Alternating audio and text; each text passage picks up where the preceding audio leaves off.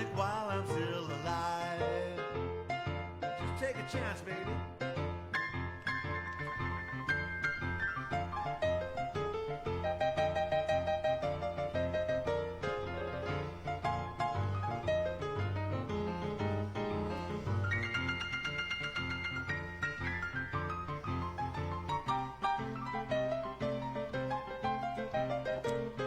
Oh, that's right. They're all in town. They'd love for you to buy their music while they're alive. That is so true. That is the one and only Shrimp City Slim with us here today. And in studio, today we have the in studio videos live on Facebook, WCRS Radio 98.5 FM for 1450 AM. We'd love for you to join us on Facebook Live. But we've got three guests this afternoon, and first up is Jared Petty's, and the headliners. We don't have the headliners, we just have Jared with us. He just blew in from Charleston. His hair's standing straight up, folks. How you doing today, Jared? I'm doing very well. Thanks for having me. Absolutely. So you've got kind of an interesting story. First, what type of music do you play? So we kind of blend the lines between rockabilly and blues and rock and roll. So a little bit of everything mixed up in one big pot. Well, served hot. Served hot, yes. That's what I understand. I've been listening to some of your music, and it is pretty hot. I've picked out one a little more low-key with a great story. I hope we have time to play it. But where are you from?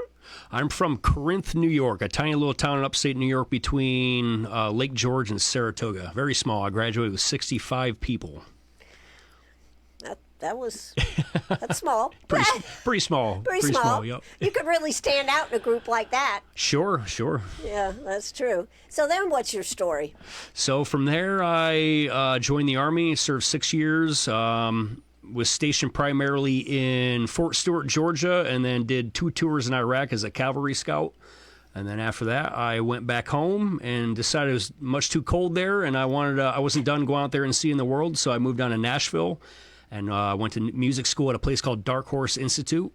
I had a degree in music business and audio engineering, and then I moved to Charleston with my small family, and we've been there ever since, about 7-8 years now. And then your small family got bigger. They did. Yep. And they keep on getting big. Keep trying to get them small, but they keep growing on me. Well, what made you decide to go into music?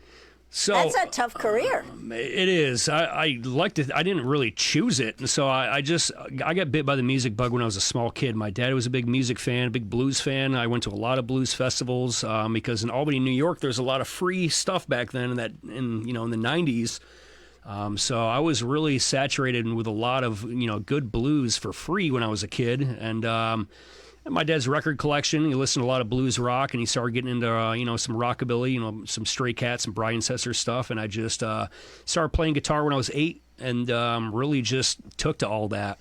At that time, you also had like Kenny Wayne Shepherd and Johnny Lang were coming up in the 90s, and they were roughly my age, a little older than me, but seeing kids like that pick up a guitar and wail like that just really bit me hard. And I couldn't ever stop playing guitar. I played throughout all the years, but I tried every other job that I thought I wanted to do. And such as? Okay, I'm always interested. Such as? So I was a salesman, I was a welder, real estate. I've done pretty much everything in every kind of category. I worked at a paper mill many years, and just none of it. I was always daydreaming about music. So after a while, I kind of just decided, why am I doing anything but music? And I just decided to take that leap about 7-8 years ago, and I've been doing it ever since.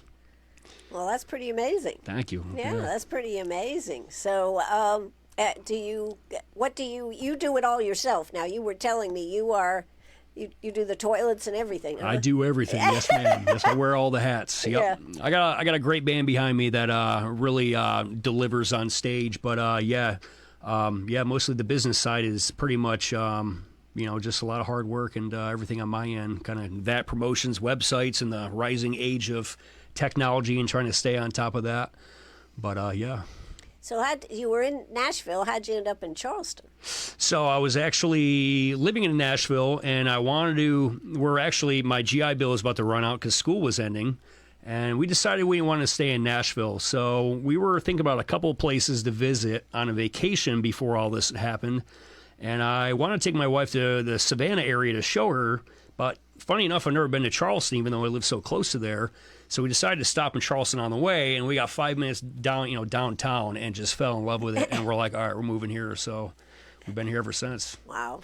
Well, it's a good place, and there's lots of opportunity down there, right? Yeah, there is. Yeah, it's beautiful. There's a lot of support. Great place to raise the kids, and we're very happy there. Well, that's great. So as you have created, now you create a lot of your own music. I do. Yes, ma'am. Yep. And how do you come up with ideas for music? I try to just stay true to myself. I try to, gravitate towards songs that are a little on the grittier side. Like I'm very fascinated with the human internal struggle, and a lot of my music reflects that.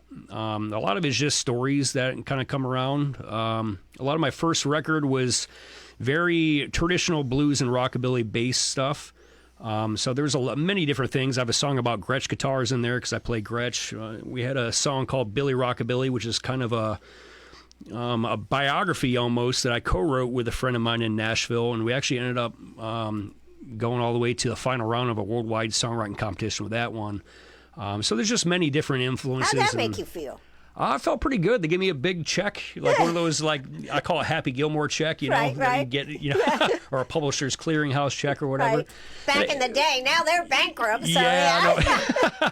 But it felt really good to be able to. I mean, I was really shocked, when we made it that far because we were coming up with some stiff competition. There was some songs in there that I was listening to from all over the world, and I was like, man, I don't think we're going to win this round, and somehow we made it all the way to the end. So it felt really good, and where we were all very happy. Where was the competition at? So it was kind of like an online kind of deal. Oh, okay. Headed by the Rockabilly Hall of Fame.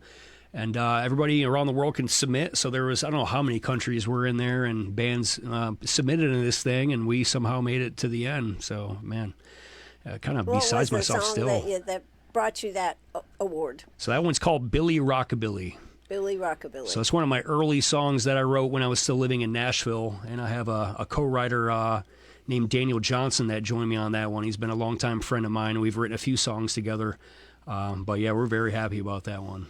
That's cool. Yeah, it's neat. It's neat. The only problem with that is, the only problem I'm going to say, is when you get an award early like that, it makes it hard. I got some awards for my radio when I was brand new in it, and everybody goes, nah, you never win, right? Sure. And I won, you know. But then you're like, well, come on, don't I win next year too? Right, yeah, I hear you. Yeah, there seems to be like the initial kind of thing. You kind of go over the first bump and you like kind of get to a certain point, and then you kind of go back down, and you're in that stage like you're speaking of. And then sometimes it comes back and has these little kind of up and down roller coasters, but you got to just be focused on the music and do what you love. And then I think just things kind of come in due time, and we don't really control that. You know? That's true. But I just thought, well, come on. I won this year. I should win next year and the year after. Yeah, and you then, think, Yeah, right. And somebody told me, and you need to let somebody else win. Oh, sure, okay. Sure, there you go. Now I'm okay with it. Exactly, yeah. There's a lot of people out there trying to do the same thing and, really push out some good music out there. So just being part of that community is, is important. It's pretty huge. Absolutely, yeah. Well, we are here this afternoon with Jared Petty's. Now, who are the headliners? So we have Mr. Jeff Moon from Nashville, Tennessee, playing the upright bass, and we have my good friend John Picard playing drums. And we've been a unit for a while now, and it's been great. I think there's a secret there's a little magic going on when the three of us get together. So we're very excited about this weekend and really looking forward to laying it down for everybody out there. Where are you playing? So we are playing on Flynn's on Maxwell tonight from 7 to 9. Right. And then tomorrow we're playing in on the Square from 8:45 to 10. And then we're playing Good Times Brewery, which we've done in the past as well. It's a very good time. That one's on Saturday from 6 to 9.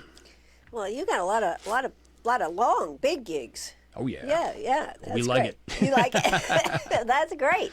And playing at Flynn's, that's a smaller venue than the other two, but that should be really, really nice. Nice, Really, yeah. It is nice. So you've got some. What do you think about the fact? You know Gary. You know I do, Gary. yeah. Yeah, because he's from Charleston down there. What do you have to say about how he has? You said you've been here. I don't remember you being here, but you said you've been here a couple of years ago. Yes, we played the Greenwood Blues Fest, I want to say 2 or 3 years ago on the main stage, and we had a great time. We played inside Good Time Brewery as well.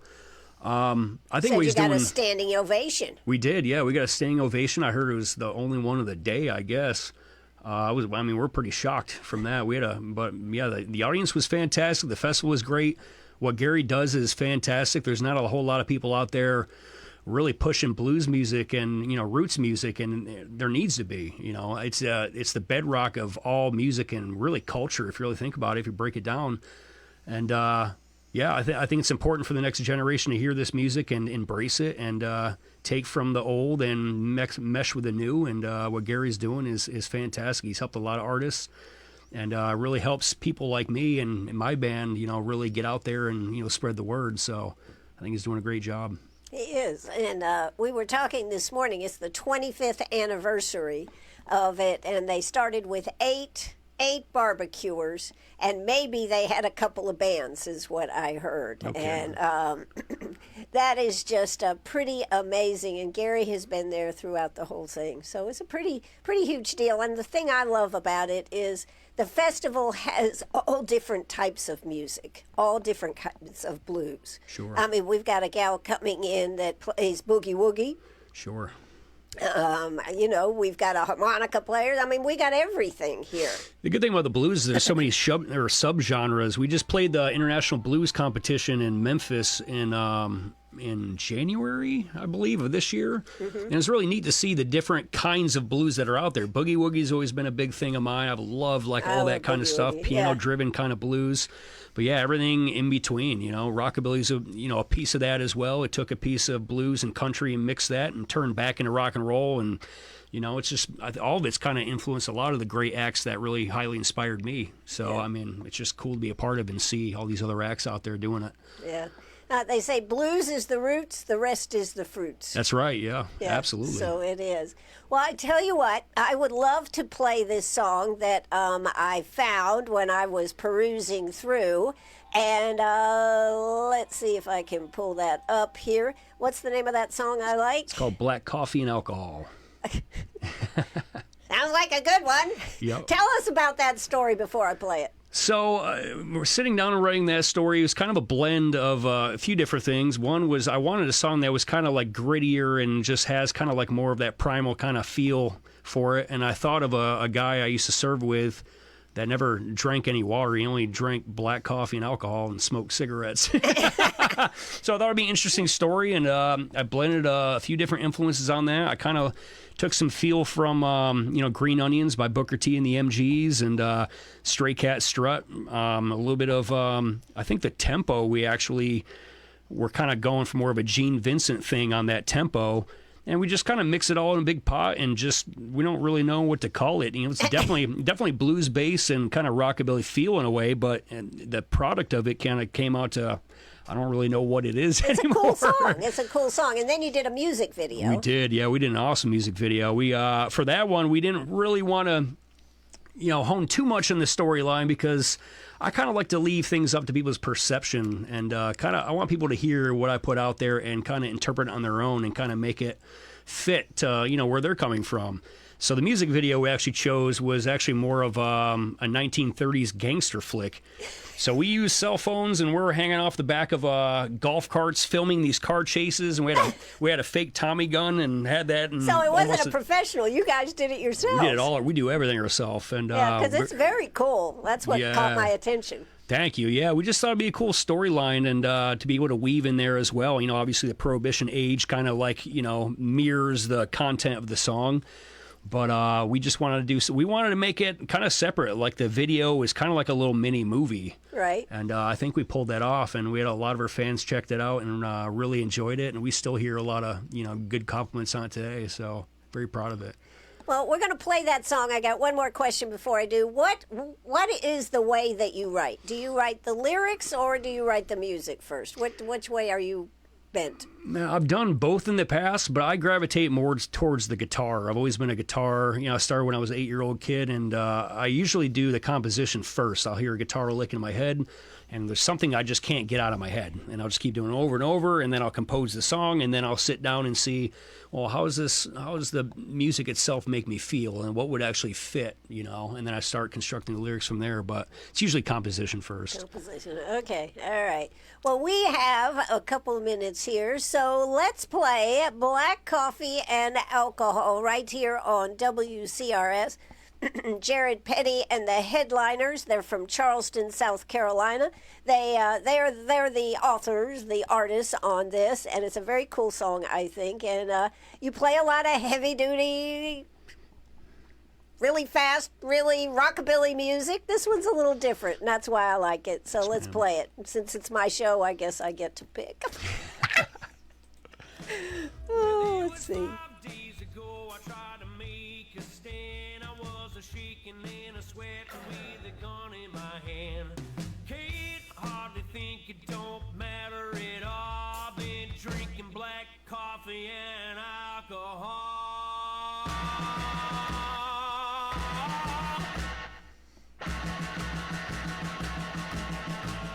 Well, I've been here before and I'll be here again. I breathe the dark, stiff drink like oxygen. Ain't worried about crashing from withdrawal, 'cause I pump black coffee and alcohol. I start every day with a caffeine hop, give me the rock, I'm on a kick just to get me by. Seems like after 8 hours or so, I got a bottle in my hand and nowhere to go. The photo kill, baby, it's on and stop. I get tired of climbing, never reaching the top. Come try to cut me open, don't matter at all. Just bleed black coffee and alcohol.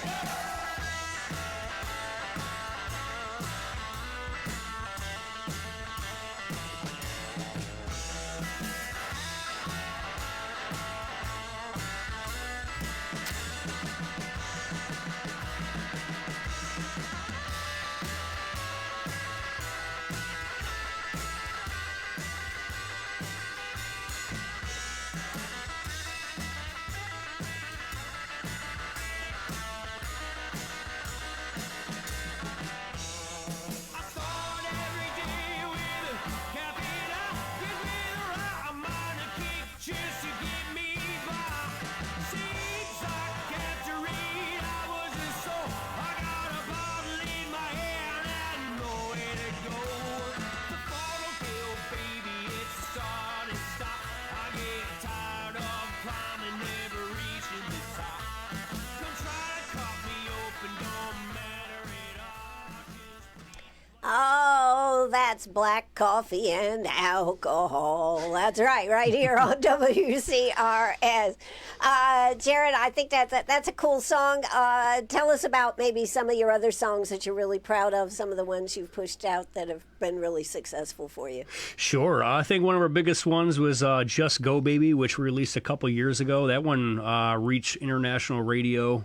We actually had a couple of mainstream radio stations pick it up, as a matter of fact. Actually, in Atlanta, a mainstream rock channel picked it up somehow. But we did a cool little tour around that in the Midwest. That's one of our favorites. Get Out of My Own Way has been a fan favorite for a lot of our fans. A lot of people like our first record too. That's the one that has Billy Rockabilly on it that we got to the final round of Worldwide Songwriting Competition, the one we're talking about there. Man, I mean, we love them all. Best we can, we play them all the time, those ones really stand out to us. Yeah, no. Actually, there's another one too. There's another one called, it's our on a slide guitar called I Ain't Gonna Lose. And that's been a really cool one too that a lot of our fans like the most.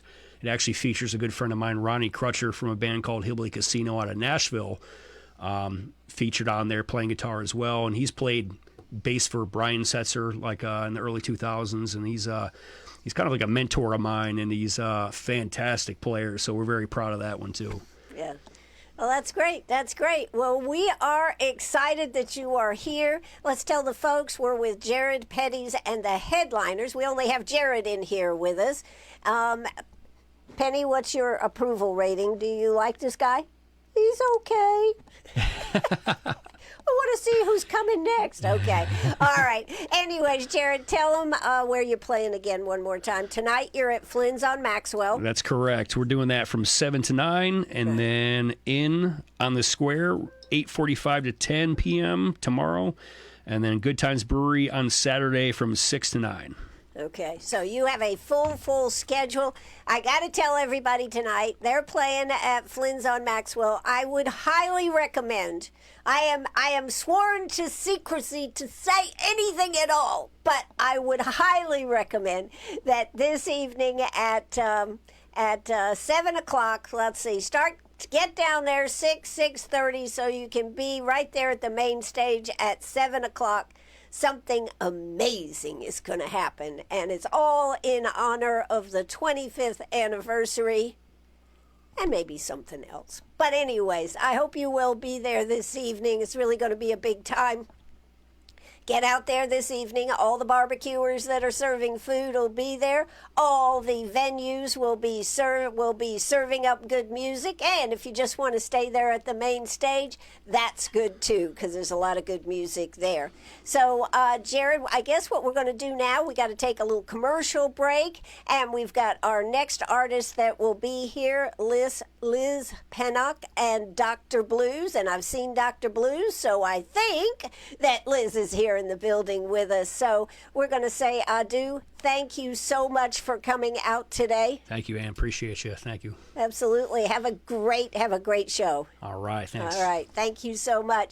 This is WCRS. As I said, we're going to take a little commercial break, and we'll be right back. So don't you go away. Take it.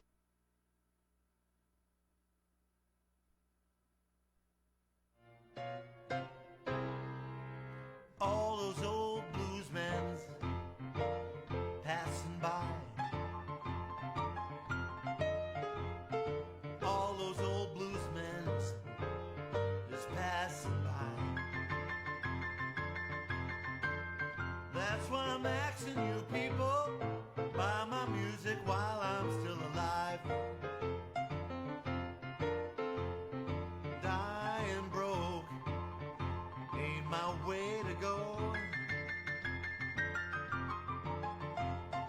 Dying broke ain't my way to go. Well, now please buy my music, give the song a happy home. Too young for legend, too old to be a fool. I might look fat and happy up on the stage, baby, but I need money just like you. I said all those old bluesmen is passing by. All those old bluesmen passing by. Well, that's why I'm pleading with your mama, buy my music while I'm still alive. Just take a chance, baby.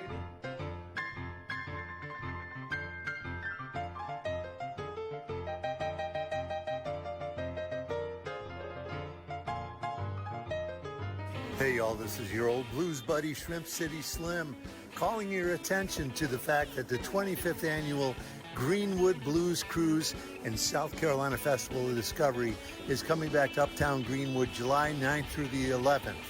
Of course, if you know, you know. 80 plus barbecue teams competing for national prizes, 30 national blues artists performing free shows day and night for 3 days. It's going to be incredible. And it's fun for the whole family. Everybody's invited, and we want to see your face in the place. Festival of Discovery 2026, the 25th annual Greenwood Blues Cruise. Find out more information at www.uptowngreenwood.com, and we'll see you there. We are the home of the free because of the brave. It is our annual Veterans Appreciation Day celebration to say thank you for your service to our country. When? Thursday, July 16th, 11 to 2 at the Greenwood County Veterans Affairs Office. Light lunch, prizes, and many businesses to say thank you. Are you a business that serves veterans? Then call 864-450-9268. That's 864-450-9268 to participate. Veterans, be there Thursday, July 16th, 11 to 2, and let us say thank you. The new DQ Blizzard Cup lineup. Choose your player. The new Biscoff Cookie Blizzard Treat. Biscoff cookie pieces for crunchy crossovers. The new Mexican-style hot chocolate Blizzard Treat. Fudge-coated mini marshmallows for the score. And the new Strawberry Mango Mochi Blizzard Treat. Chewy mochi for the sweetest saves. Come score your World Cup Blizzard only at DQ 72 Bypass Greenwood. Calling all fans of blues and barbecue, Shrimp City Slim again with you, reminding you that the Festival of Discovery number 25, that's our 25th edition, is coming back to Uptown Greenwood, South Carolina, July 9th through the 11th.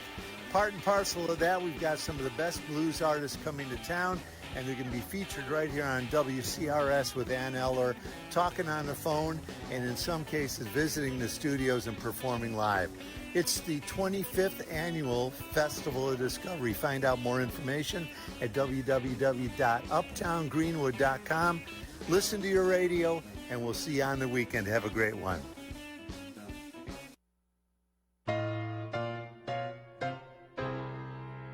All those old bluesmen passing by. All those old bluesmen just passing by. That's why I'm asking you people, buy my music while I'm still alive. Oh, that's right. We're right back here at WCRS in studio. Instead of doing all Zoom calls today, we're doing live right here in the studio. And we have two we can't really call them snowbirds, but, you know, that have come in from St. Petersburg, originally from Ohio. And they are a great team, Liz Pennock and Dr. Blues. I wonder if he's really a doctor, or is that just the title that he prefers? Well, kind of a doctor. What kind of doctor? Well, I was a clinical psychologist for 20 years and playing music. So I went for the big bucks in music. You went for the big bucks in music? Yeah. I beg to differ, honey.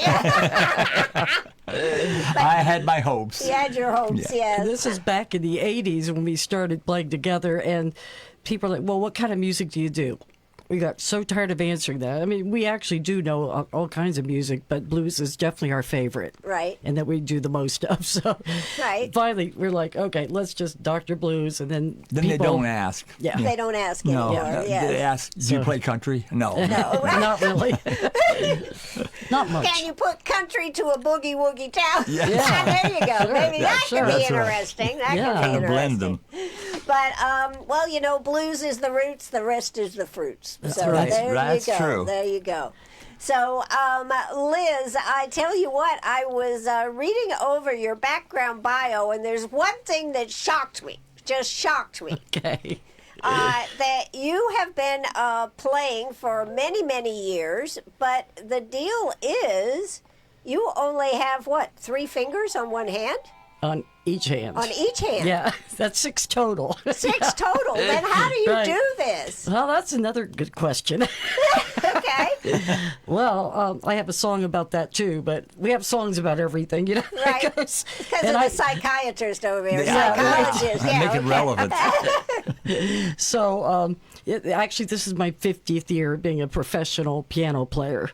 Oh, So, okay. I started really young, wink, wink. Right. Anyway, Absolutely. yeah. Not a day over 40, are you? Oh, no. Oh, sure. Yeah. Maybe a day. Let's get off the math. No, I was born this way, and not sure why. I think that just God planned it that way. I've been blessed that everybody in my family took piano lessons. I sat there and watched. I love music from the get-go, but I just watched them. I mean, why would they buy piano lessons for me? Okay, so I watched. It's a waste and of then money. my sister had the big Stephen Foster songbook with the big notes and stuff, and I watched that. I watched her lessons and stuff, and then I was like, when nobody's around, let me try this. I see what she was doing. I started doing just the basic notes, and then I finally got worked up to two hands. I started playing trombone and band in 4th grade, which is great. No valves or anything. No buttons. And I still play trombone occasionally, and it's on just about all our CDs. And so anyway, I just say I've been blessed, and I think God planned it that way. That's my only explanation. I mean, that is, but how do you physically with your hand? I mean, how Right. can you physically cover all the notes? I mean, Well, that's a good question. Yeah, there's 88 keys on the piano. Right. That's a lot of keys. But her reach, you got to reach. I got a pretty good reach. And of and you course, can move your hands fast, right? yeah, Your kind fingers of fast. Yeah, and I'm not sure. Except I just, I try to make up for it in different tricky ways. You know, Sure. so if y'all come and see It's us play amazing. this weekend, then you'll get a grip. I mean, You get a grip. You get a clue. A grip? Really? You get a clue. This works. So anyway, But it did get her in. She's in the Boogie Woogie Piano Hall of Fame. So Yeah, that's right. Well, there you which go. is amazing. Yeah, it is amazing. Yeah. So why do you like Boogie Woogie?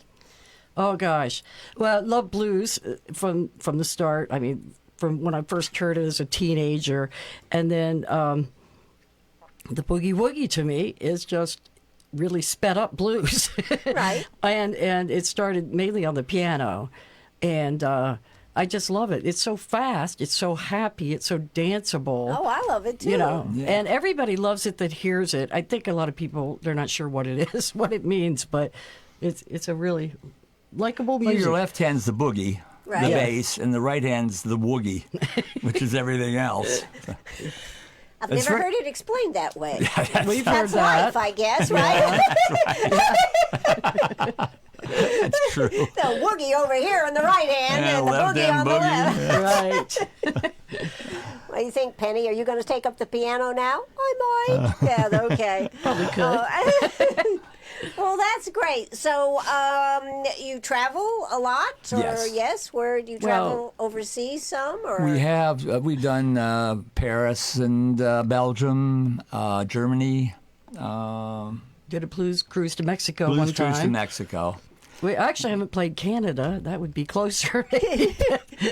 But we've been up and down. When we were in Ohio, and we started with a motorhome in 1990. We were playing before that, but with the motorhome, we were always home. Right. So you could stop somewhere and spend the up night. You camp, know where yeah. the coffee is, and and then we did a lot of traveling in the country. So the Chicago Blues Festival. And That was great. Oh my gosh. That was back in 1996. what made that so great? Well, it's the biggest crowd we ever played to. people as far as we could see down the street, for one thing, and then all these famous people there playing there. And we actually did that one with Diamond Teeth Mary, who was a blues lady that we played behind for about 12 years until she passed away. She was born in 1902, so she lived to be 97. Wow. And she was still singing the blues, and she could really belt them out. And in fact, we'll be playing the Diamond Teeth Mary Blues Festival in Huntington, West Virginia, August 22nd, if anybody's up there, where they And what's honor the name her. of it? The Diamond what? Diamond Teeth Mary Teeth. Blues Festival. Did she have diamonds in her teeth? Yes. Yes, she did. For real? I don't Back know in this the person. day. Yes. Yes. Yes, Yeah. she had was- 8 diamonds in the teeth, 4 on top, 4 on the bottom. She could eat through anything. I mean, ribs, the glass. Yeah, But- you had to give her a titanium glass. You couldn't give her a regular You glass, can't give her right? regular glass. That's true. Yeah. But she's one of the reasons why I love sequins and sequin hats, and Right. I have a couple of hers, and I love your hat. And I see I you was- have yeah. hats all over the wall, and this is like our house. We have lots of hats too. That's Mary. Oh, yeah. right, and If she's you got her look mouth close. showing her teeth there, Yeah. not she? Oh, let's yeah. see if She we was just can, fabulous. She was actually Bessie's Smith's half sister. Was she? Oh, I didn't know that. Yeah. The same father. But she was from West Virginia, and then she retired sort of in Florida, and that's where we got to meet her and start playing behind her. So what made you move to St. Petersburg? she was one of the reasons. And then I had family there, a sister and uncles and cousins, and a lot of them have moved back or have passed away, unfortunately. But we're still there at the moment. We love St. Pete. The hurricanes a couple years ago have been really tough. But, Right. Anyway. Well, the only thing, we used to live in Florida, and my husband's parents lived in St. Pete. Oh, the only thing I ever thought about Florida is if you ever want to get out of Florida, it takes forever. Yes. That's true. That's true. That's right. Yeah. It's like 10 hours to get to the bottom of Alabama. Yeah. Exactly. So that's the only thing I ever. But I mean, I love living in Florida and St. Pete. And what was the movie that was there that was so good? Cocoon. Cocoon. Cocoon. Yes, Yes. that's what I was just thinking We about. were just at the place where they filmed that big ballroom The scene Coliseum. at the Coliseum We just in went St. to an Pete. event there Yeah. a couple weeks ago. But, Have you dipped in the water? How old are you really? well, the water wasn't there. Now it's a dance floor. Dance floor. Yeah. And we actually played there with Diamond Teeth Mary, We too. played there with Mary. Way back we when. played with her for 12 years, so Yeah. that's like That's pretty Chicago. cool. And we used to play with her in West Virginia. They have this festival. She said, "When I die, they love me here, hate me here, but when I die, they'll love me here." Right. And it's exactly what happened. She died, and they made a Diamond Teeth Mary Day. There's an historical marker where she hopped her first train when she was 13. Going out on the road to do the blues, and they have had it every year since 2001. Yeah. You know, West Virginia has what I understand a pretty famous blues school up there that they do. Oh, Augusta. Augusta. Yeah. Yes. We've been to that. Yeah, and they have people come in the summer and Yes. teach and learn and everything. She We did went some piano there teaching in the there. 90s for 3 different years, and we met so many great people. Right. You know, just Sapphire. fabulous. Yeah, Sapphire, the Uppity Blues Women. Are you familiar with Yeah, them? yeah. Yeah. Yeah.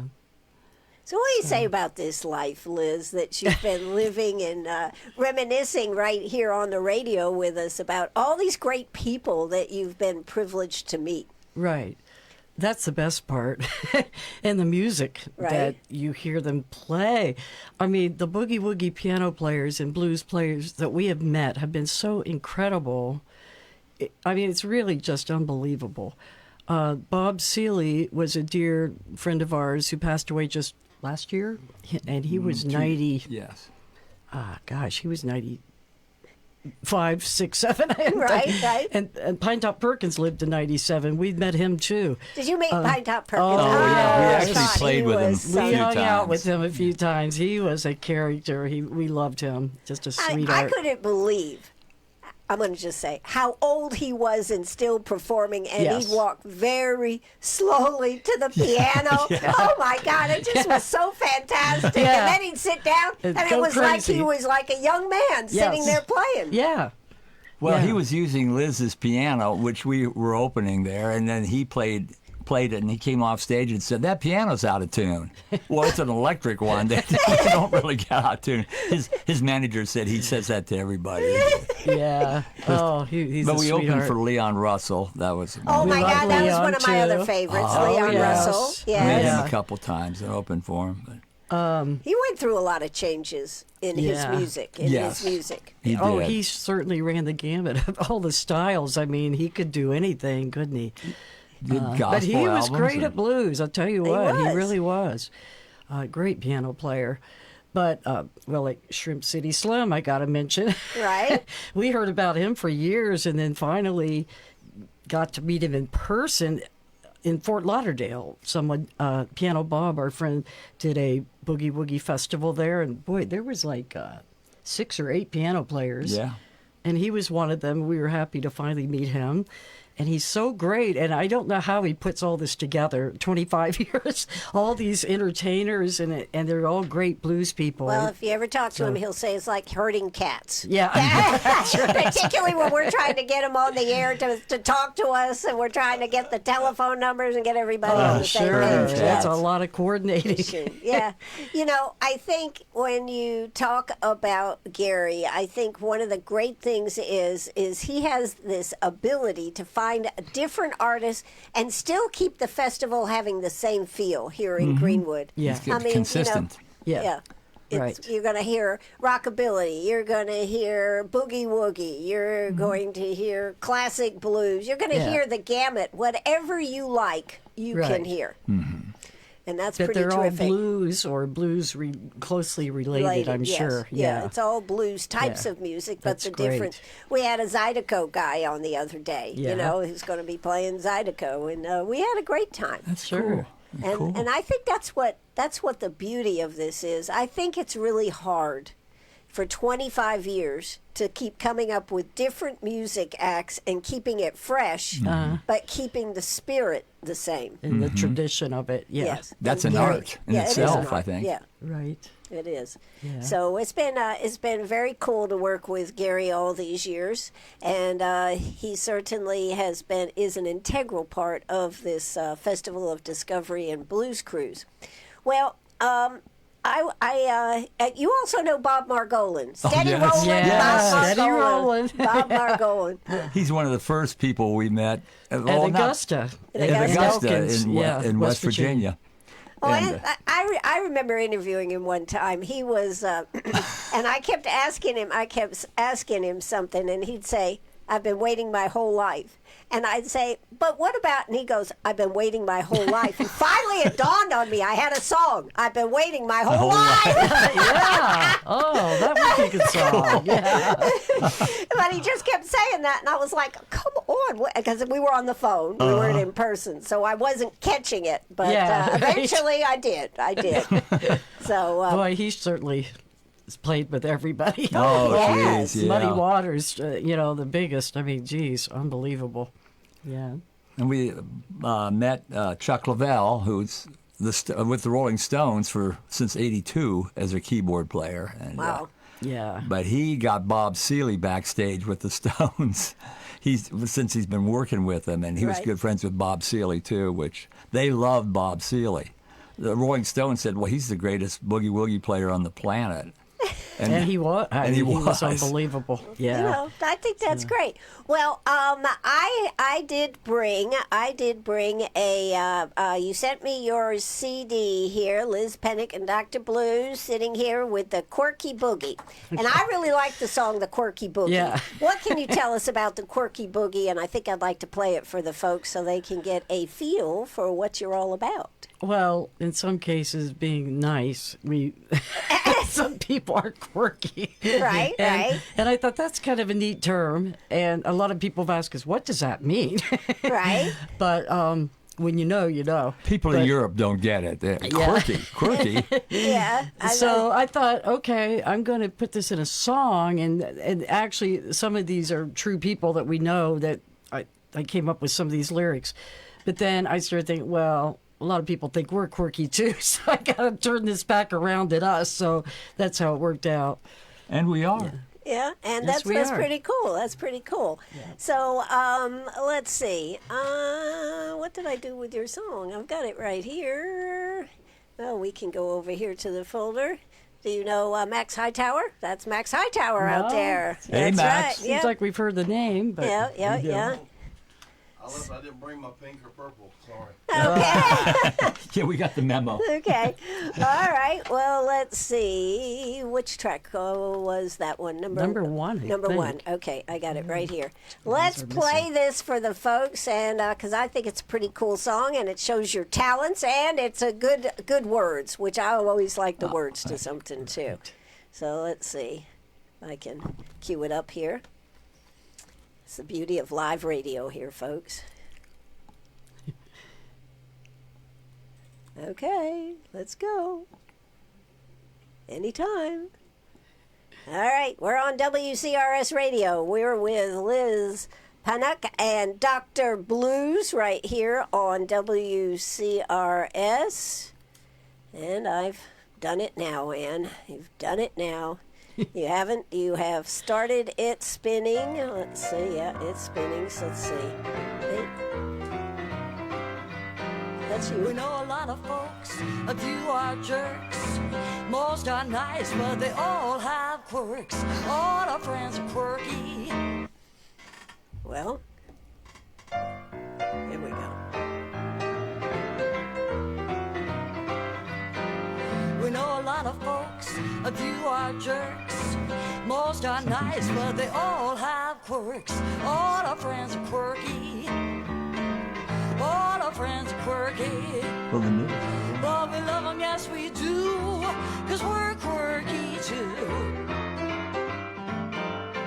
Some raise chickens, some hoard cats, some got ferrets, some have rats. All our friends are quirky. Quirky, quirky. All our friends are quirky. But we love them, yes we do, 'cause we're quirky too.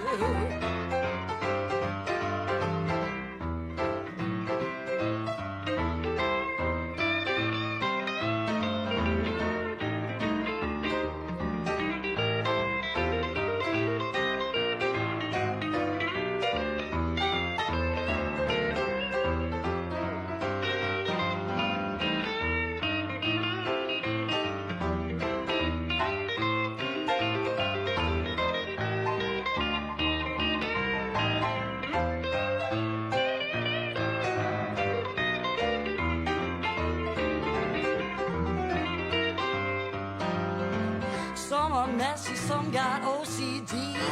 Some are narcissistic, it's all about me. All our friends are quirky. Quirky, quirky. All our friends are quirky. But we love them, yes we do, 'cause we're quirky too. Some got piercings, some weird hair. Some wear purple, others don't dare. All our friends are quirky. Quirky, quirky. All our friends are quirky. Oh, we love them, yes we do, 'cause we're quirky too.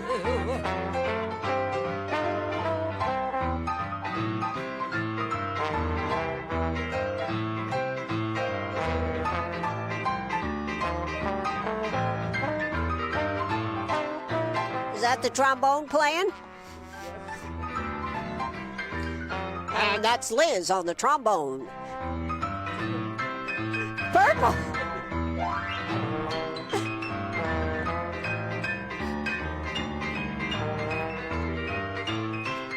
I guess because that's royalty, right?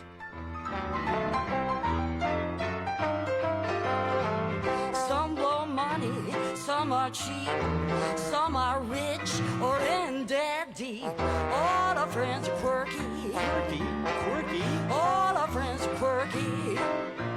But we love them, yes we do, 'cause we're quirky too. We know a lot of folks, a few are jerks.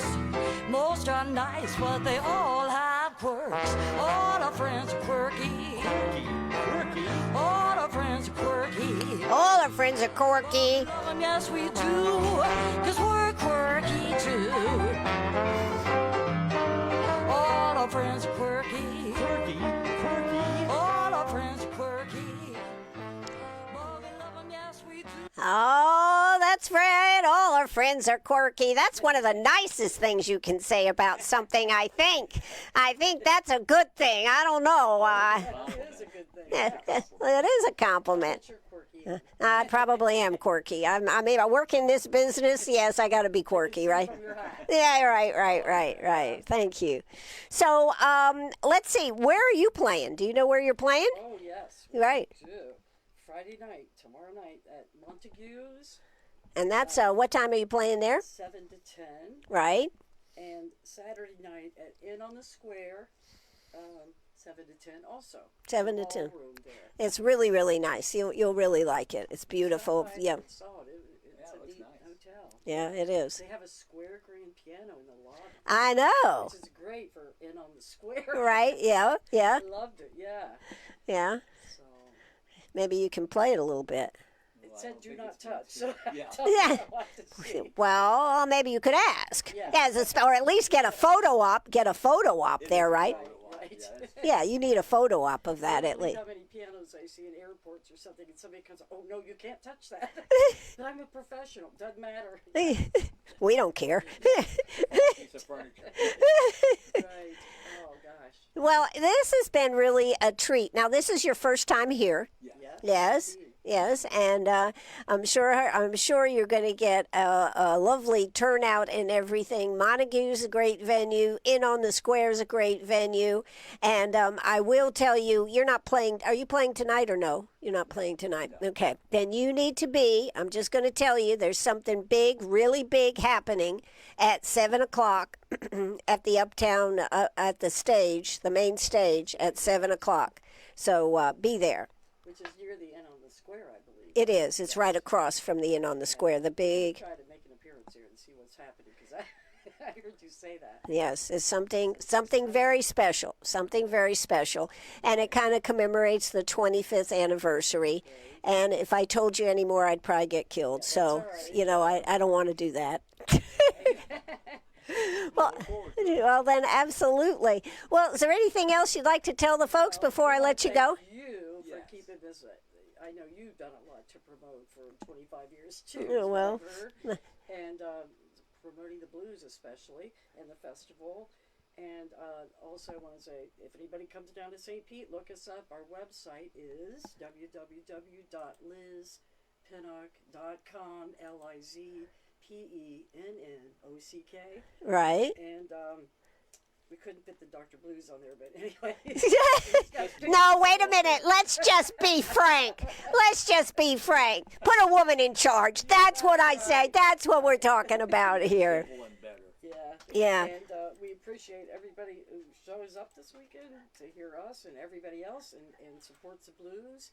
And also, we're going to have all our CDs there. We have 8 different ones, and we would love to send some home with you.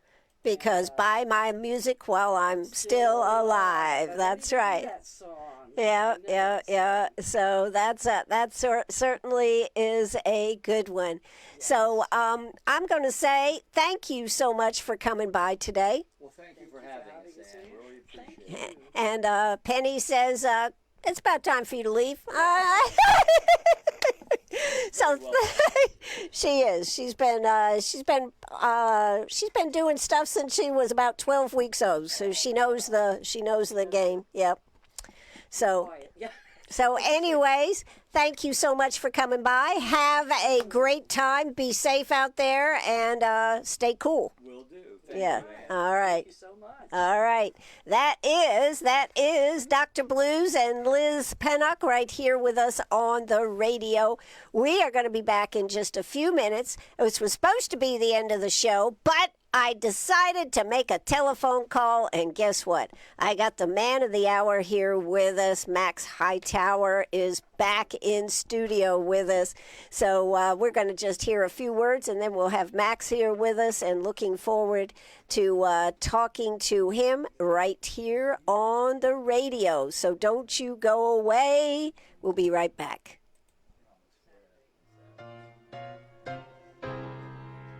All those old bluesmen passing by. Yo. All those old bluesmen just passing. So where's That's No, I what get I'm that. asking you people. Okay. Buy my music while I'm still alive. Oh, okay. Dying broke. Okay. Okay, cool. Ain't my way to go. So how's it going?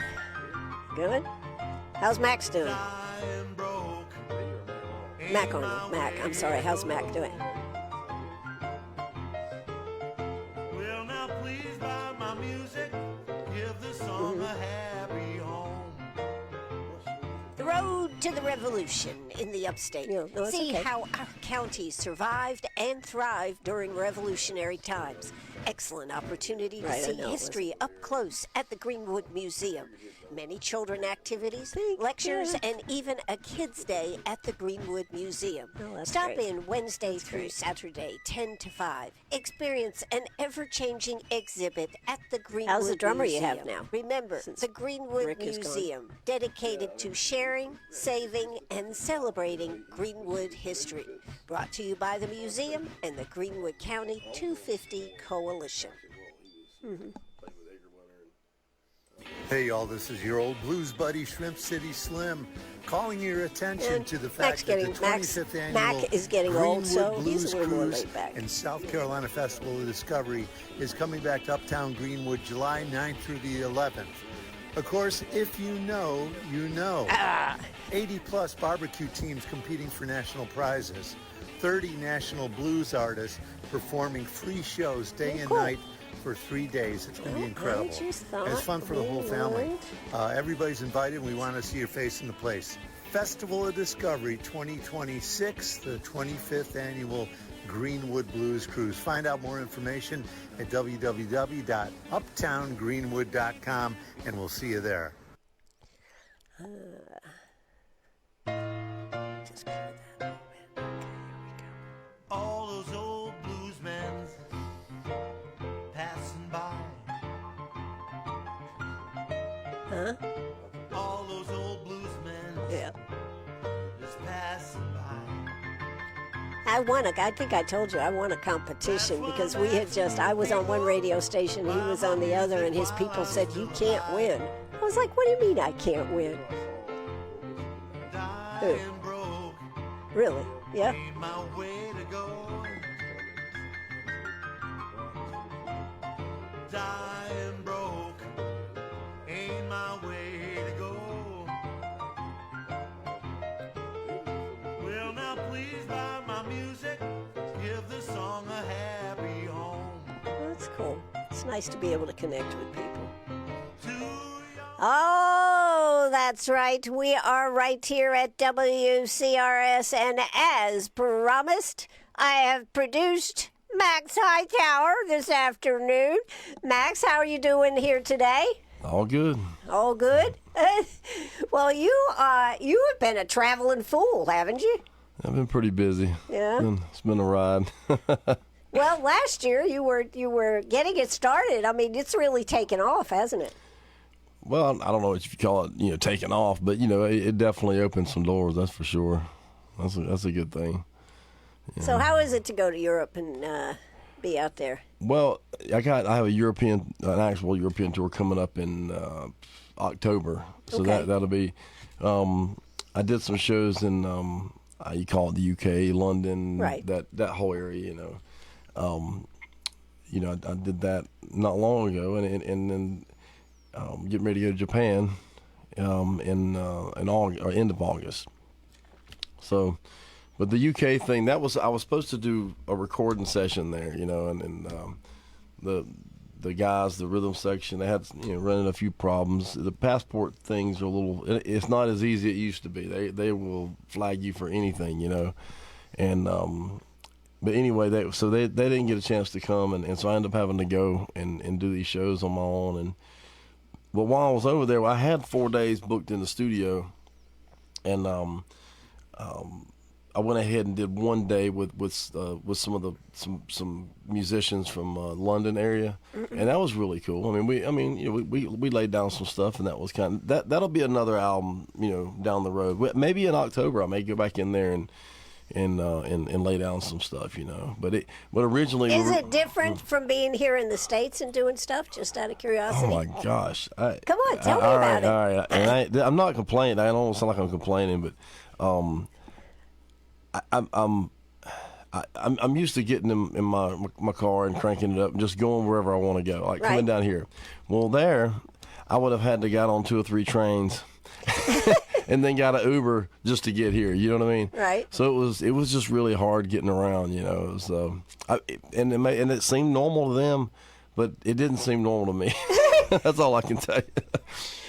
How about the studios? Were they No, the relatively studio same? was or? great, and one reason what happened was, and when I wanted to do this album, and the guy where I wanted to record it was a place called Toe Rag Studio in London, and Toe Rag. Toe Rag. Yeah, I don't know. I don't know the name of it. I don't understand it. But a guy named Liam Watson, it was his studio, and I think he started it back in the 90s. And he was just a really old school studio. I think he got a lot of his stuff from Abbey Road, and this is kind of the way I wanted to record, because the one down in New Orleans, they shut down, and so You like doing it old school. well, but you can't find that anymore. Okay, You know, that's right. it's kind of. I mean, I looked everywhere and I couldn't find anything, and then I found this one, and this guy, he did that. The White Stripes. I don't know if you ever heard of those guys. That dun dun dun dun dun dun. Right. It was a big hit, you know, back in the day. And he recorded that. Well, anyway, I got him on the phone and talked to him, and we hit it off. I mean, he was just, just the coolest dude, and we were on the same page. You know, just go in there and knock it out, do it, without all the, tricks and So we basically had it all set up, but like I said, it's one of those things happened. It was kind of out of my hands, and I'm not saying I still want to do something with him at some point, but for whatever reason it happened. I ended up coming back, and I'm like, okay, what do I do now? I said I still got to get this done. Got all the songs. I got and so I started calling. I would call these studios, and I would get an answering machine, or I would get no machine, nothing, or I'd look, and you had to send an email, and it was just. Complicated. But I'm usually like, pick the phone up and, hey, how you doing? Yeah, let's Right. and talk. Let's talk it through. And finally, I found this one up in Nashville, a place called the Bomb Shelter, and just the name alone. Bomb Shelter? Yeah, the name alone just kind of lured me in. I'm like, man, that's kind of cool. What is this all about? And sure enough, they had the old tapes, the old reel-to-reel, all this old vintage equipment, and called up there. I got somebody, and They answered the phone. Got a guy named Jack Tillman, and we talked, and within, I swear, like in 5 minutes after talking to him, I was like, this is the place, and so, but then I was like, man, I didn't even have to think about it, honestly. I was like, all right, I need a guitar player, and I need a piano player. Guitar player, I don't know if you ever heard of Joe Moss. But he's been around, he's not as much on the scene as he used to be. And we met probably, 17 years ago, and down in Florida, and at a festival. And we just stayed in touch ever since then. And he just got this certain style of playing. I'm like, I knew he was the one. We always talked about doing something together. So I called him up, kind of out of the blue, and I started talking about a studio. He's like, look, he cut me off. He's like, look, bro, I got you. Just tell me when to be there. I'm like, all right, that was simple enough, He already knew. And then the same thing, I called Rob Davis down in New Orleans. He was born in New Orleans. He grew up around it. He's Cajun. He could play accordion. Who plays accordion anymore? You know what I mean? Some stuff can't be learned, not if you're born there and in it, and that's all you've done your whole life, you just gotta.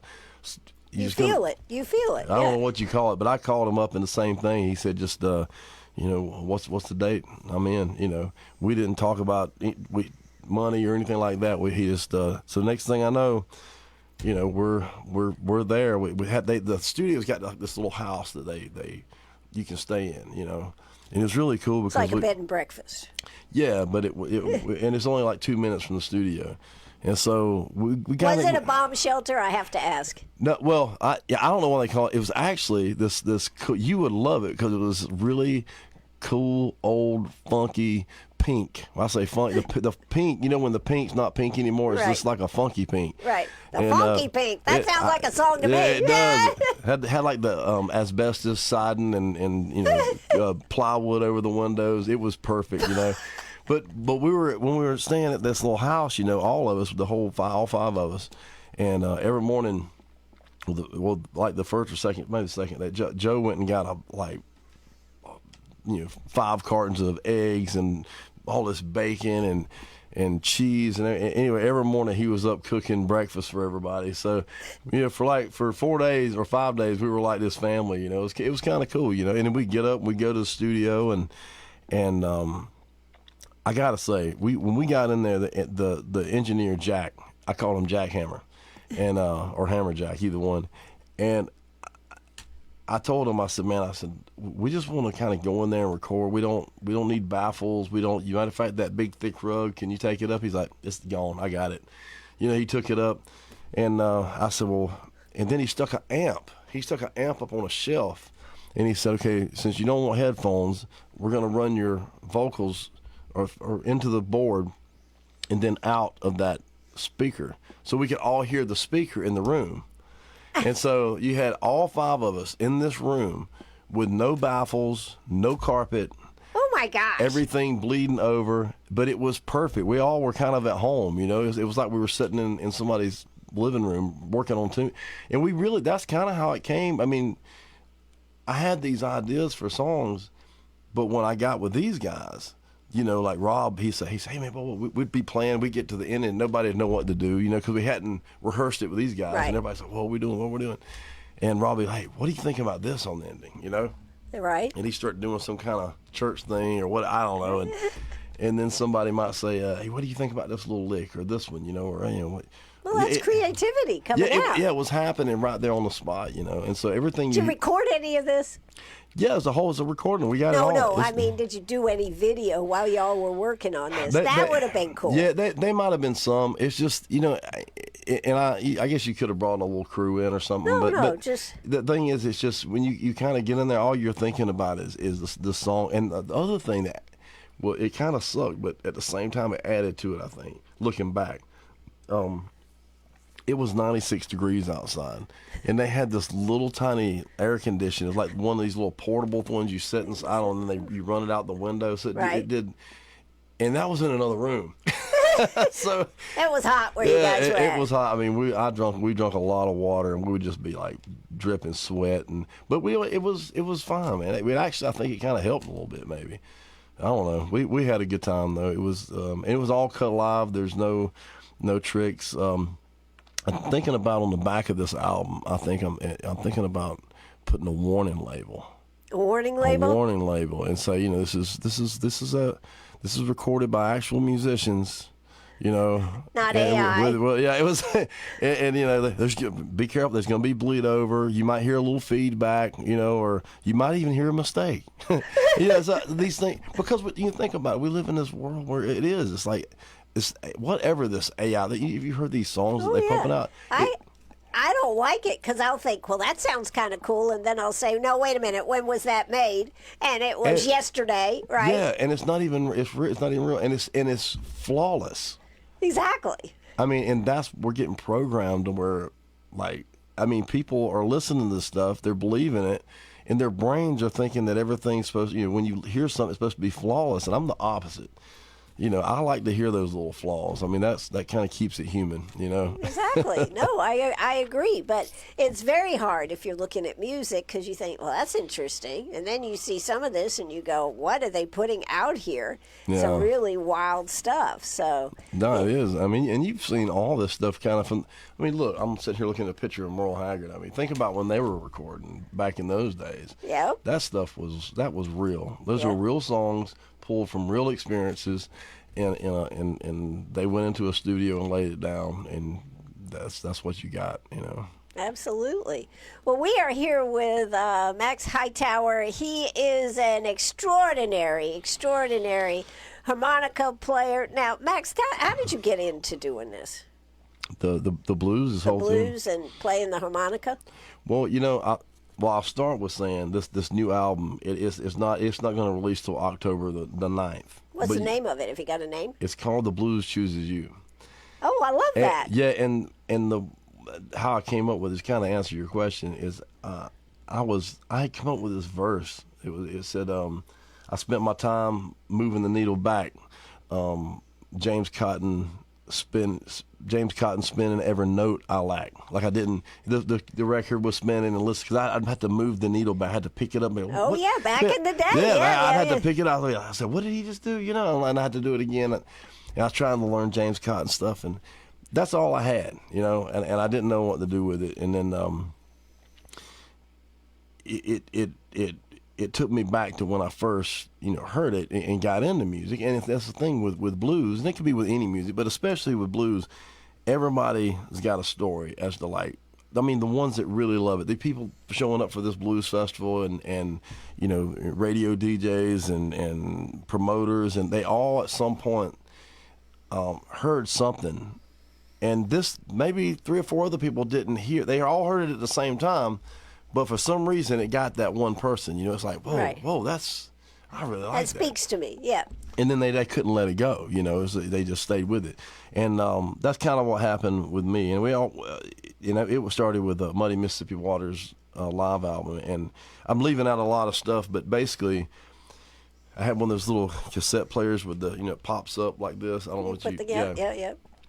And I put the tape in there when I got it, and I was in the back of my mom's, I don't know, it was like a little Pinto, some little silver car, and with these little plastic seats. And I remember I hit play, and I put the thing up to my ear, and I heard Muddy Waters say, "Oh yeah," and then he's like, "It's gonna be all right. It's gonna be all right this morning." He sounded like a preacher, Right? And I'm thinking, what is this, like a gospel album? You know, I didn't even know what Muddy Water.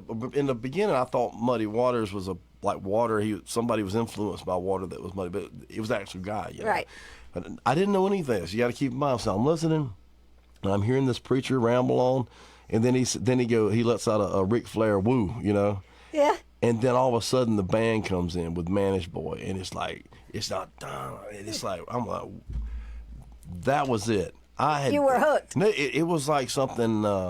Like being struck by lightning or something. You just, you know, that was it. It was just, I couldn't get enough. I couldn't. And it's into this day, I mean, nothing's changed, you know. So that was the beginning. Well, that was the beginning. Well, it was a good How old were you then, roughly? Oh, my gosh. I was like 12, 13. 12, 13. Yeah. So that's just trying to figure everything out. But Back when you could still buy music in a store, right? Yeah, exactly. It was always cool, I always thought. Because well, the cool thing was it was a kind of a crapshoot because you're like looking, you're like, you can't listen to it, you know. Right. Later they got to where you could listen to something, but there was a time where you just hope. You wasn't buying stuff on the radio, you know. You were buying. This wasn't like mainstream, or there wasn't many radio stations at all. That I mean, they might have been one from times, but not that I knew of. So you were just. You know, I might reach in there and grab a Johnny Shines. I didn't know who. I just thought, let's get a cool picture there. Yeah, right. I'll buy this one, you know. Yeah, exactly. Now there's hardly any records. But, you know, they say, and I find this very interesting. I did an article on this the other day, that listening rooms are coming back in where people go and they have all these fantastic speakers and everything, and the purpose is not to be there with your phone or anything, but is to go in this room as a group, not just as one person, but as a group, and be able to just really listen to the music. They do. That's a lot. That's what it is everywhere in Europe now. I will say, and they really, you know, appreciate the music. So they come and they actually. It's really. I don't know. I'm not saying we don't have that here. I'm just saying I see it more over there. And I honestly think that in time with all this AI stuff, it's kind of like this thing happened, right? And everybody's like, wow, this is my favorite song. And all of a sudden they're like, wait a minute, you know, now they're pissed off. Now they're mad. They're like, wait a minute, whoa. You know, and I hope that it forces people to be like, all right, I've had enough of this. I need to get out of the house, and I want to go see some live Real music. like you said, in a listening room, and you know, we'll see what happens. Yeah. 'Cause, You know, one of the things that I've always been told about being in Europe is that people there really listen. When you go on stage, they're really listening to you. Whereas here in America, we're always talking and this, and the music is in the background. Did you find that to be true? Oh yeah, the first show I ever did there with Mac, you know, years ago. I'll never forget our very first show. It was like I remember they had this old. It was like an old mill with one of these big water wheels, and it was just cool. Yeah, I was like, we get in there, and I'm like, what is? It didn't look like. I'm like, are we playing in this thing? and I mean, it was like, I don't even know how old it was. It was probably built in the 1500s or something. Who knows? It was so old. Right. So I get in there, but they preserve a lot of the history. They keep that stuff. Right. You know, and I do wish we did that more, because I see some stuff that gets tore down. It just makes you sick. But anyway, we get in there, and we're backstage, and we already set up our stuff, you know. But now we're backstage, and they said, a bunch of stuff that nobody could. We didn't know there. We were just sitting there waiting, and then it's like, blah, blah, blah, blah, blah, blah, and then it's like, McDonald and Ben, and then, and we're like, okay, and then we walk out there and everybody's like, and then it stops like immediate, like a light came on or something. They just stopped, and we're just standing there. We're all kind of looking at, and I don't What think happens I don't know next? if Mac knew what to do. It's like, because normally it would have, I don't know, it was just weird. And so we kicked into a song, we played it, we finished that song, and then they stopped. We just kept going, and then but when it was over, they wanted encore after encore. So they really liked it. They were just being respectful, Right. And then after the show, of course, we hung out, talked to people, signed stuff, and it was but they were just really respectful. Like you said, they were sitting there. They come to see the music. They wanted to, embrace the moment. I guess. Big difference.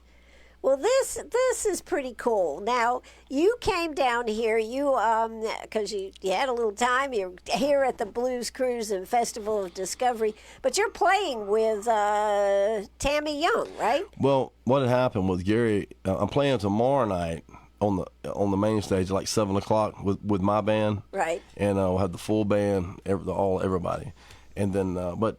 Gray had called me and he had I feel bad because I'm not sure who the musician was that couldn't make it. Something had happened. Right. And I was like, yeah, man. I mean, because Gary he's the best, and if he's always helped me out, and put me on shows, and I'm like, man, so if Gary calls, you gotta go. You gotta go. Right.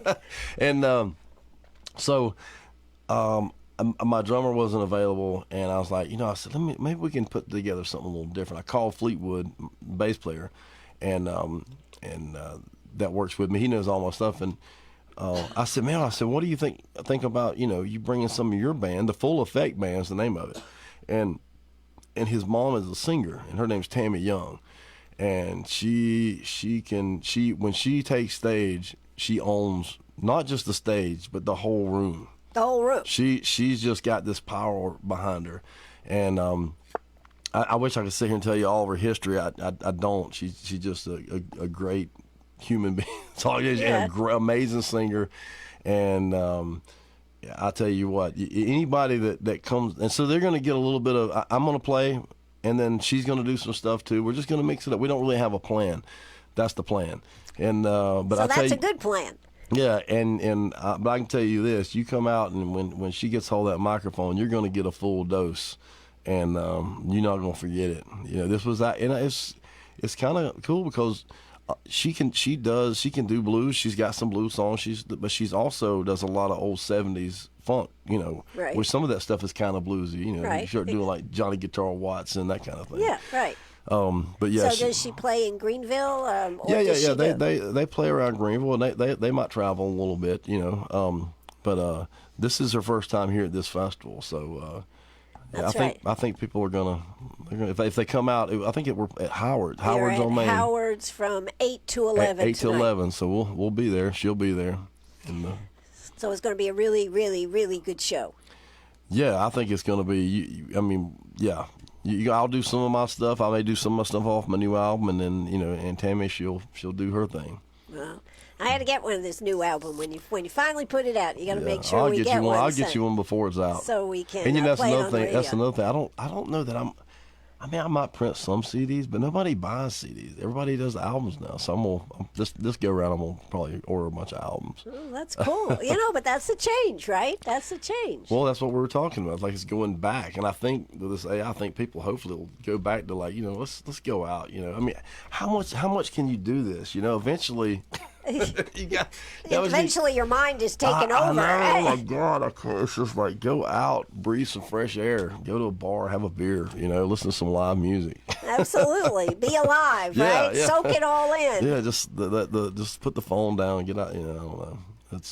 Well, there are some people that are moving that way, but there's a lot that are still totally handicapped. Let's call it handicapped by the phone, right? But I think with, and I'm not putting. I don't want to put stuff in whatever, but I think it seems blues, especially blues and jazz, and maybe some folk, different. It caters to it caters to a lot of people that don't mind putting this down. Right. Putting the phone down and they want to hear that stuff live. They want to, they're the same people that'll go out and go to an art show, and They feed their soul. Yeah, that's the way. That's good. I like that. Yeah, feed their to soul. use that. Yeah, exactly. Well, I think this is terrific. I really wanted to catch up with you since I know that you really have transitioned into full-time music, haven't you?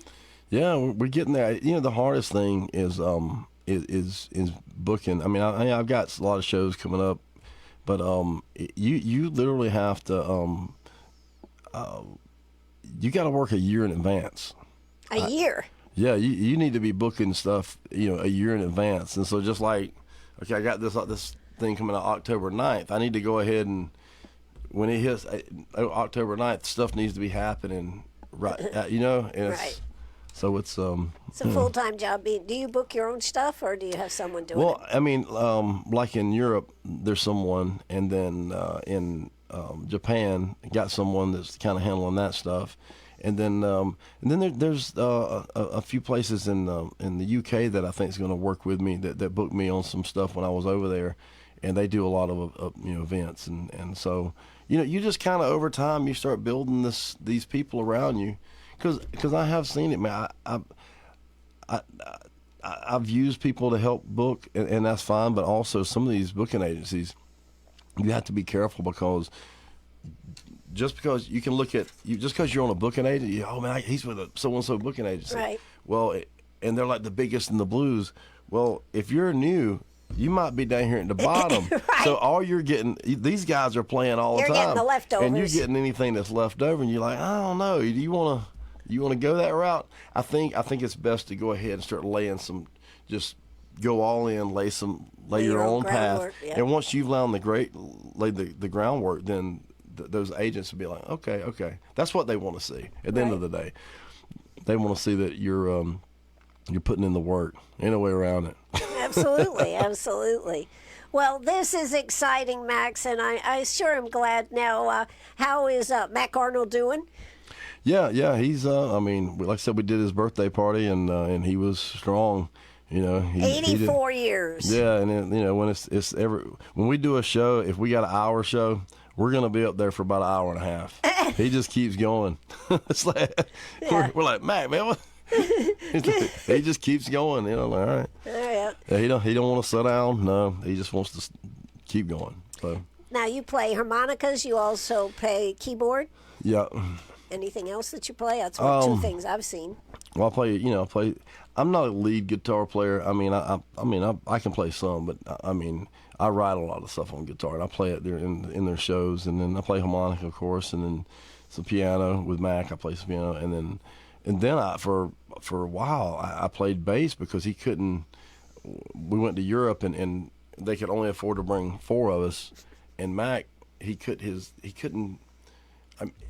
For him to stand there and hold the bass all night, and he had some shoulder things going on, and so he's like, Max, can you learn 2 songs? I was like, yeah, and they said, get me out there, and then I'll play bass from there.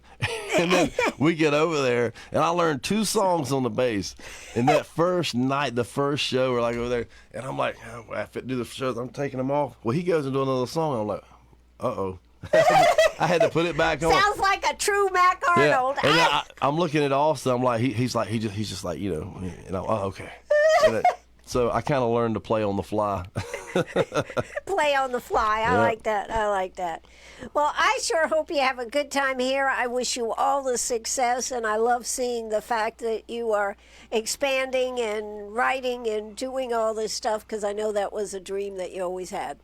Yeah, I just want to keep playing and writing. It's always, that's the cool thing is the writing aspect of it. And it never stops. That's one. I mean, I love playing out and stuff, but it's kind of cool to take this nothing and then create this little idea and then build it. And it could take months or years to build one song. Now you got it, and you think you have an arrangement, then you get in the studio. And it all changes. It's great. But see, I didn't used to understand that. And it used to frustrate me, Now I expect it. And I kind of want that, you know what I mean? Right. I like the fact you get in there and you don't know, and you just let, you got the right people around you, it's gonna be all right. You let them, just listen, Yeah. And Now, when you write, do you like to write the music? Do you like to write the music first or the words? Or it could go either way, but most of my song, they come from anywhere really, but sometimes I'll just start messing. I'll get up in the morning, something about before I hear anything or any phone calls or anything. So let's just say it's 6 o'clock in the morning, or we got an Austrian Shepherd that's 1 year old, and he wakes up at 5:30 or that kind of thing. And so you're up, all right. Right. You get your cup of coffee, and you sit down, and that's when my brain is like functioning good. And so it's like I wrote a song on the album. It's called "Dedicated Fool," and so back when I was younger and I was going out playing, I would come in. You remember like when you come in at night, and at 12 o'clock the television would turn to static. right, Remember right. that? Oh yeah. That's how long ago it was. But I remember coming in one night and the Kojak would be on, and it was like the last thing before the static. Right. And I walk in. I'm hoping to maybe eat something and just watch a little bit of Kojak before it goes, but it was getting ready to go off. And he just turns around. You probably pull up this episode. He's like, "Yeah, I guess I'm just a dedicated fool." And and somewhere in my subconscious, it never left, So then one morning you're sitting around drinking your coffee, and and you're playing this little groove, and and it's like, wait a minute, you just made a connection with this, Right. the idea that had been sitting there for 20 years, 30 years, whatever. And then boom, and you just put them together, They kind of find each other. I think that's one of the things about having lived life.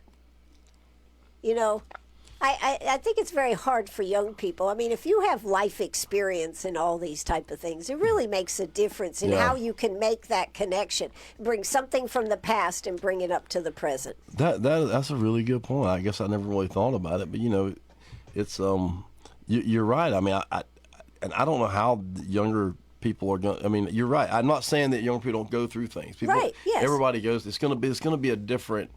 I mean, you see it now. I mean, and I'm glad they're doing it. You got a lot of some of the record labels like Rough Records. They're bringing in younger artists, and they're kind of giving it a more of a rock and roll edge to try to reach some of the younger people. You know what I mean? And plus, that's kind of what they're bringing to the table anyway, and that's okay. And it's a different. They're pulling from somewhere different. Sure. So the things that they're maybe singing about, is completely different than what I would sing about, and the things that I've seen and been through. So that's just music evolving. Think about you go back. That's life. Yeah, I mean, look at like Son House. The people that Muddy Waters and those guys learned from. Right. Son House they were singing about, cotton fields and the levees breaking and things like that. Sure. That were real at that time. Well, what was happening? Yeah. And then Muddy comes along and he's singing about whatever, Chicago and what you see. It just kind of everything evolves. It evolves. Sure. Yeah. And but you gotta be willing to accept that, and it's real. And I'm gonna say this, and all the blues people are probably gonna get mad at me, but I call them the blues police. The blues police. The blues police, they're out there, and they know who you are. But no, it's like if somebody steps outside the line, like if their idea of blues is simply this, and this, Right. and you step out the side of that and start doing something, it's not, then next thing you're going to get a slap on the wrist or maybe a bad review or, oh, that don't sound like this or that don't sound. Well, no, because it's not. It's it's evolving. Let it go. Let it do its thing. Sure. Exactly. But I don't know. But at the same, those same people though, like if Buddy Guy, if he was to evolve a little, it's okay because he's already laid the ground and proved his point. Right. So it's okay. But everybody thinks, oh well, they haven't done this. They haven't. So they're not worthy to step out the line, But there's some really great young musicians coming along that are, and it's great. I think it's a great thing. It is great. It might not be exactly like I would do it, but that's okay. Well, so what would you tell somebody, a young person that was thinking about getting into music in today's world, from your perspective, where you're at? I would say go buy all the old albums, literally albums. That just the old ones. I'm gonna go way back. I don't care who you get. Go back to the 30s, the 40s, the 50s, the 60s. Listen to all the rock and roll, all the old blues, the Delta blues, the West Coast stuff, the whatever. Take it all in and figure out what you connect with, you know, and know where it comes from. Don't just learn some, a few scales and say, oh wow, I'm an artist. Yeah. Right? You really go back, learn, and listen to that stuff. Really listen to it and understand and study it. I mean, even before, I think it's more important than going and getting guitar lessons or any of that. I think it's so important that you go back and listen to all this stuff and spend time with it. And whether you like it or not, you need to understand where it all comes from. I think you're right. I think that's good advice. And so as we wind this up today, we are here with Max Hightower, and I hope you'll check him out. Now, if somebody wants to find out more about you, how can they find out about you, Max? I don't know, Facebook or Instagram. I got a website. I don't ever look at it. I guess but I think it's up to date. I think it's. I need to I think I'm supposed to send stuff in. I don't know. Right. Okay. But I need to. But you're an in-person type of guy. You're old school. Yeah, I'm old a school. little more old school, but yeah, it's out there, and I'll as things start to unravel, I try to let everybody know, that kind of thing. Well, I think it is terrific. I think it's terrific that how you and Max met in the beginning, and how that was like a key piece in your evolving into an artist today, right?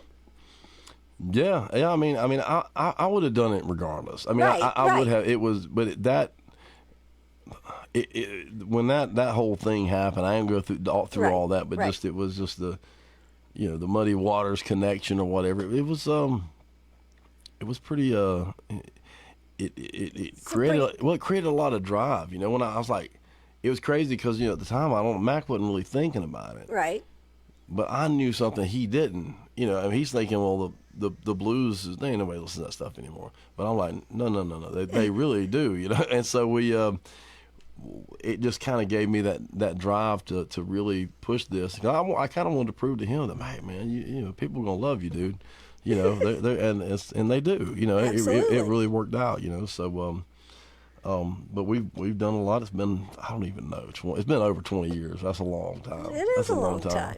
And people should know that Mac had pretty much given up and was a truck driver, and that was how you all met. So it's a cool story, and we've told it before, so we're not going to go through it again. But Max, I think it is so terrific that you finally have gotten your dream, and you're moving towards what is a cool lifestyle and cool life to be able to write music, play music, and travel too. Yeah, I love the travel. Yeah, this is right. It's I got a song on the album. It's called the Hardest Thing, and our drummer before Rick. Remember Scotty? Right. Remember Scotty? Yes. He passed away. Before he passed on the stage. Yeah, on the stage. Before he passed away, we went on a tour. I don't even know where it might have been. I guess it was down towards Florida and all that. But by the time we paid for, I guess, meals and a van, and we had to get some rooms, we were gone like 5 or maybe 6 days, and we made $129 a piece. and I looked at Scotty, man, and it kind of hit me in my gut a little bit, and Scotty just kind of rubbing his face like there in his head, kind of just kind of like, okay, like OMG. And I told Scotty, I said, trying to make a living playing blues is about the hardest thing I've ever done in my life. And he said, yeah, I feel you, brother. And then I didn't think much about it. And then a few weeks later, Scotty passes away, and then I was like, I just started working on that song, and that's what it's about. It's about trying to make it in this business, and it's I'm not saying it's impossible, but it is hard. Yeah. It is really hard, and people just come out the show. They're look at them play. They didn't see you driving all night long, 18 hours, and it's you don't see any of that. It's the behind the scenes stuff.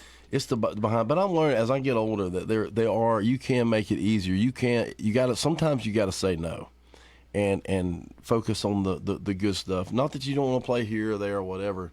It's just that some venues, it's not that they don't want to pay you. They would pay you a lot if they had the money, but I mean, because they're blues, they like the blues, they want to keep it moving, but they just sometimes, if they're not going to go in the hole to try to pay bands, so they do the best they can, and just sometimes it just doesn't work. So it is hard. You got to. It's not just hard on the band; it's hard for everybody that's trying to keep it.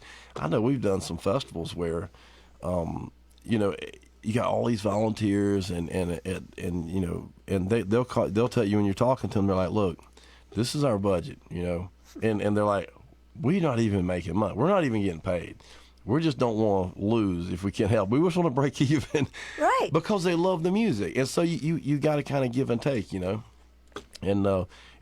hopefully the bands or the fans and people they buy your music and buy your music while you're still alive. Yeah, there you go.